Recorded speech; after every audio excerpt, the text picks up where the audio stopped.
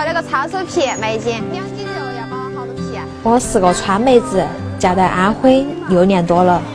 红油抄手是我最拿手的一道菜，每次做之前我都会一大早就准备食材。在四川早起吃一碗红油抄手，就像在安徽吃锅贴一样，现在在我家天天都能吃到。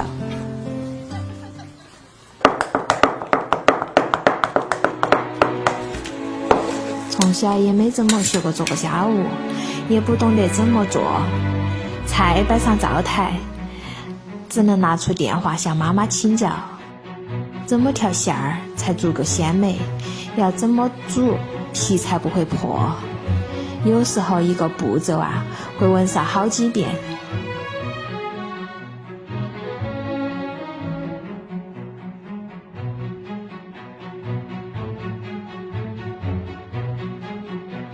要想抄手好吃，关键靠红油，一定要四川产地青花椒和辣椒粉儿调剂出来的味儿才是最正宗的。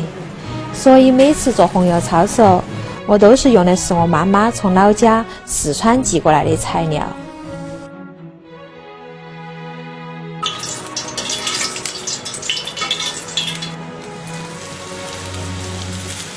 每当过年了，想念妈妈在厨房做过的饭菜，那是家的味道，也是儿时成长的味道。虽比不上什么山珍海味，但每次吃的都很幸福。抄手上桌，尝了一口，那味道，那个香，硬实巴适啊！